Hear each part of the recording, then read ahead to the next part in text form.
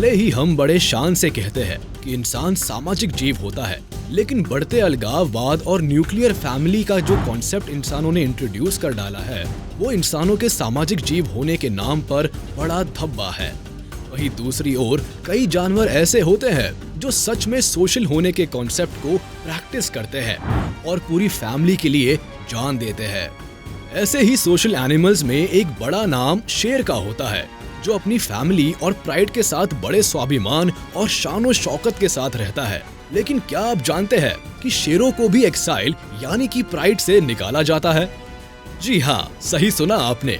आपको जानकर झटका लगने वाला है कि परिवार से बेदखल करने का ये रिवाज शेर के परिवार में बहुत आम है और एक परंपरा के रूप में इसका पालन किया जाता है।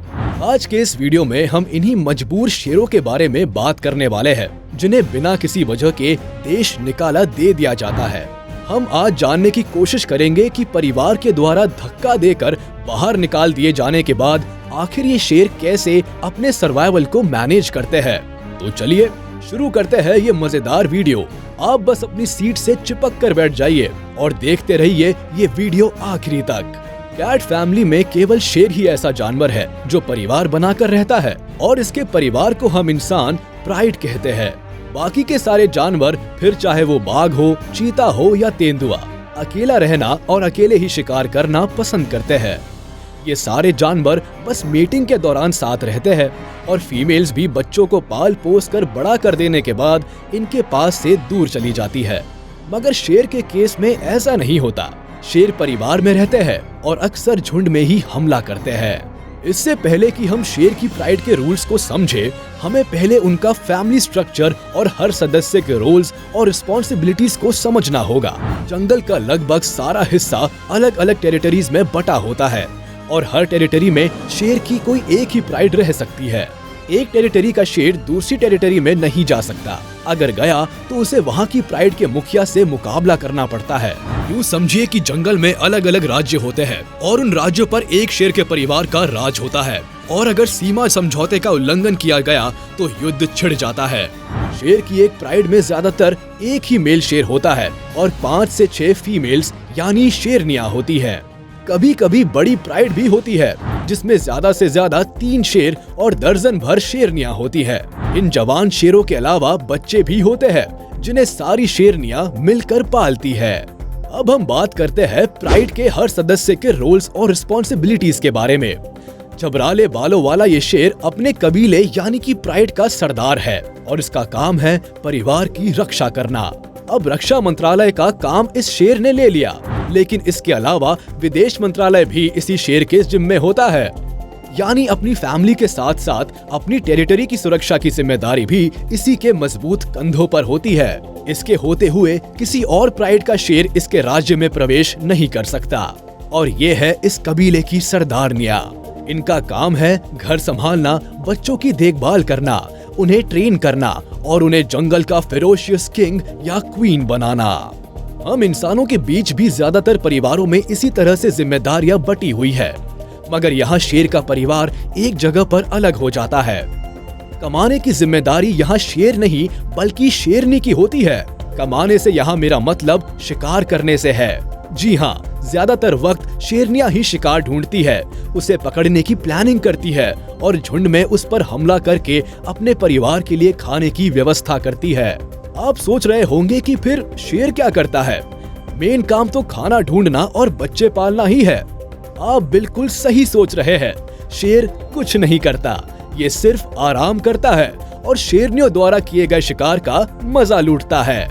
विल्डेबीस्ट, हिरण, बफलो या जंगली सुअर जैसे जानवर जिन्हें अक्सर शेरनियां अपना शिकार बनाती है, वो शेर की तुलना में बहुत तेज दौड़ते हैं और शेर उनका पीछा करके उन्हें पकड़ने जितनी मेहनत नहीं कर पाते। वो केवल छिपकर अचानक वार कर सकता है या शेरनियों ने किसी बड़े शिकारी को पकड़ लिया हो और वो उनके बस में नहीं आ रहा हो, तब अपनी ताकत का प्रदर्शन करने के लिए शेर भाई साहब मैदान में आते हैं। यानी राजा साहब के तो बड़े ठाठ है।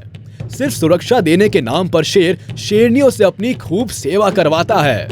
यहाँ तक जानने के बाद इतना तो समझ आता है कि मेल शेरों की चांदी ही चांदी है, मगर हकीकत कुछ और है।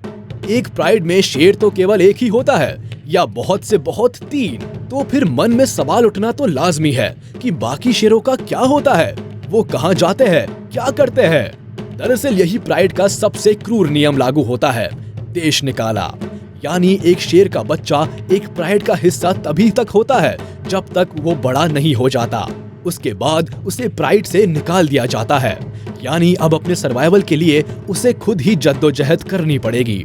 एक माँ शेरनी ने आपको पाल पोस कर बड़ा कर दिया, आपको शिकार करना सिखा दिया। बस अब जाओ और अपनी जिंदगी अपने दम पर जियो। शेर को अब इस क्रूर जंगल राज में अपनी काबिलियत को साबित करना पड़ेगा। यहाँ उसके पास 2 ही रास्ते हैं, या तो अकेले अपनी जिंदगी गुजार दे बिना किसी परिवार के और बिना भोजन पानी के, क्योंकि जंगल में आपको यूं ही किसी भी टेरिटरी में घुसने तो नहीं दिया जाएगा। और दूसरा रास्ता है कि अपना परिवार खुद बनाओ, किसी टेरिटरी पर कब्जा करो और शान की जिंदगी जियो, जहाँ ढेर सारी शेरनियां आपकी सेवा करने के लिए हर समय मौजूद रहेंगी। घर से बेदखल होने के बाद सबसे बड़ी समस्या जो सामने आती है वो है खाना। जैसा कि मैं पहले ही बता चुका हूँ कि सारा जंगल अलग अलग टेरिटरीज में बटा होता है और उनकी रक्षा करने के लिए प्राइड का सरदार मौजूद रहता है। ऐसे में किसी और प्राइड की टेरिटरी में तो आपको घुसने की इजाजत नहीं है, तो फिर खाना ढूंढे भी तो कहाँ, शिकार करे भी तो किसका। बहुत कम ऐसे शेर होते हैं जो अपने प्राइड से बेदखल किए जाने के बाद अपनी ताकत के दम पर किसी और प्राइड के सरदार को हरा दे और उसके परिवार और उसकी टेरिटरी पर कब्जा कर ले, क्योंकि जो पहले से सरदार है वो अपनी काबिलियत बहुत पहले ही साबित कर चुका है। वह अभी अभी जवान हुए शेर से कई ज्यादा ताकतवर है और खूब अनुभवी शिकारी भी। ऐसे मंजे हुए खिलाड़ी को हराना बिल्कुल भी आसान नहीं होता। अगर आपने हरा दिया तो आप सचमुच राजा बनने लायक हैं। मगर सारे शेर ऐसा नहीं कर पाते और उन्हें अकेले रहते हुए अपनी जिंदगी की जंग लड़नी पड़ती है। हम इस बारे में भी बात कर चुके हैं कि जिन जानवरों को शेर ज्यादातर अपना शिकार बनाते हैं वो शेर से तेज दौड़ते हैं और उन्हें पकड़कर उनका शिकार करना अकेले शेर के बस की बात नहीं होती।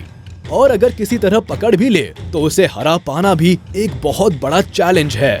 कई दिनों से लगातार भूखे रहने की वजह से इन बेदखल शेरों का शरीर इतना कमजोर हो जाता है कि एक भैंसा या विल्डेबीस्ट भी बड़ी आसानी से इन्हें धूल चटाकर भाग जाता है। एक तो अच्छा खाना नहीं मिल रहा, भूख के मारे शरीर कमजोर होता जा रहा है और ऊपर से दूसरे शेरों के इलाकों में चोरी छिपे शिकार करने से उन शेरों द्वारा मार खाने का डर। ये सारी चीजें मिलकर इन बेदखल शेरों की जिंदगी को पूरी तरह से नर्क बना देती है। जैसा दूर से देखने पर लगता है कि शेर की जिंदगी किसी राजा से कम नहीं होती, मगर असलियत इससे कोसों दूर है। ऐसी ऐशो आराम वाली जिंदगी बहुत ही कम शेरों को मिल पाती है। ज्यादातर शेर दर दर की ठोकरें खाने को मजबूर होते हैं। बड़े शिकार ना कर पाने वाला ये बेचारा शेर अब छोटे शिकार को पकड़ने में अपना भाग्य आजमाता है। ऐसे समय में जंगली सुअर से बढ़िया शिकार और क्या हो सकता है। मगर यहाँ भी शेर की मुश्किलें जरा भी कम नहीं होती, क्योंकि सुअर को पकड़ना भी कोई बच्चों का खेल तो है नहीं। सुअर ज्यादातर जमीन में गड्ढा करके अपना घर बनाते हैं। ऐसे में शेर को कभी कभी इन गड्ढों को अपने पंजों से खोदना पड़ता है अपने शिकार को पाने के लिए। देखिए आप, जिसे हम जंगल का राजा कहते हैं, जिसकी एक दहाड़ से पूरा जंगल थरथराता है, कैसे आज बेचारा मिट्टी खोद रहा है। सब भाग्य का खेल है भाई, पल भर में राजा को रंक बना देती है। हाल ये हो जाते हैं कि शेरों को कीड़े मकोड़े खा खा कर अपना गुजारा करना पड़ता है। मगर जितना बड़ा शरीर होता है शेर का और जितनी उसे भूख लगती है, उस हिसाब से कीड़े मकोड़ों पर गुजारा कर पाना बिल्कुल असंभव है। आखिर में तो शेर के ये हाल हो जाते हैं कि सड़े गले और दूसरों द्वारा छोड़े गए मांस के टुकड़ों पर मुंह मारना पड़ता है। ये सड़ा हुआ मगर फ्री का खाना मिलना भी इतना आसान काम नहीं है। ये जंगल है भाई साहब, यहाँ कुछ भी आसान नहीं है। जंगली कुत्ते और हाइनास जैसे शिकारी पहले ही इस तरह के खाने की जुगाड़ में बैठे रहते हैं। ऐसे में खाने के लिए शेर को इनसे भी मुकाबला करना पड़ता है। एक समय हालात ये हो जाते हैं कि बुरी तरह से कमजोर हो चुका ये शेर भूख से तड़प तड़प कर अपनी जान गंवा बैठता है। वो शेर जो राजा नहीं है, उसका अंत इसी तरह दुखद होता है। और जो शेर राजा होते हैं, बूढ़े होने पर उन्हें भी इसी तरह प्राइड से निकाल दिया जाता है और उनकी भी दुर्गति ठीक इसी तरह से होती है। कभी कभी ऐसा होता है कि ये सारे दुत्कारे और घर से भगाए गए शेर मिलकर अपना एक अलग झुंड तैयार कर लेते हैं और मिलकर शिकार करते हैं। ऐसे में इन सभी का सर्वाइवल थोड़ा आसान तो हो जाता है। इस तरह के झुंड में वे बूढ़े शेर भी शामिल होते हैं जो कभी राजा हुआ करते थे, मगर बुढ़ापे में उन्हें अपने परिवार ने घर से भगा दिया। वे इस झुंड में एक मेंटोर की भूमिका में होते हैं और अपने नए चेलों को शिकार की बारीकियां सिखाते हैं, मगर कोई फीमेल मेंबर नहीं होने की वजह से इस झुंड का लंबे समय तक चलना बड़ा मुश्किल होता है। यहाँ अपने आप को सुपीरियर साबित करने के चक्कर में सब एक दूसरे से लड़ने लगते हैं और ये प्राइड बहुत जल्दी दम तोड़ देती है। मेल शेरों के लिए तो वापस अपने प्राइड का हिस्सा होना बड़ा ही मुश्किल काम है, क्योंकि उन्हें वापस आने के लिए अपने पिता को हराना पड़ता है। मगर शेरनियों के केस में ऐसा नहीं होता। अगर उन्हें प्राइड से निकाला भी जाता है तो भी उन्हें दोबारा अपनी प्राइड या किसी भी दूसरी प्राइड में आसानी से जगह मिल जाती है। कारण है उनकी शिकार करने की काबिलियत, बच्चे पालने का हुनर और परिवार के लिए लगातार मेहनत करने की लगन। और बूढ़ी होने के बाद भी इनका हश्र किसी मेल शेर की तरह नहीं होता। इनके लिए एक स्पेशल पेंशन स्कीम होती है। बूढ़ी होने के बाद भी ये अपने प्राइड के साथ ही रहती है और जवान शेरनियों द्वारा किए गए शिकार को खाकर आराम से अपना जीवन गुजारती है। जिन शेरनियों ने अपनी पूरी जिंदगी अपने परिवार की सेवा में समर्पित कर दी हो, उन्हें बुढ़ापे में थोड़ा सुख तो मिलना ही चाहिए। मगर मेल शेरों के लिए नियति इतनी उदार नहीं होती। या तो उन्हें सारे ही सुख मिल जाते हैं या मिलती है तकलीफों से भरी नर्क से भी बदतर जिंदगी। आज के वीडियो में बस इतना ही। उम्मीद है आपको वीडियो पसंद आई होगी, तो हमारे इस वीडियो को लाइक कर दे और मुझे कमेंट में जरूर बताइएगा कि अपनी प्राइड से निकाल दिए जाने के बाद एक शेर की जिंदगी के इस अंधेरे पहलू को जानने के बाद आपका क्या सोचना है। और अगर आपने अभी तक हमारे चैनल को सब्सक्राइब नहीं किया तो तुरंत कर दे और बेल आइकन को भी प्रेस कर दे, ताकि हमारी नोटिफिकेशंस आप तक जल्द से जल्द पहुंच जाए।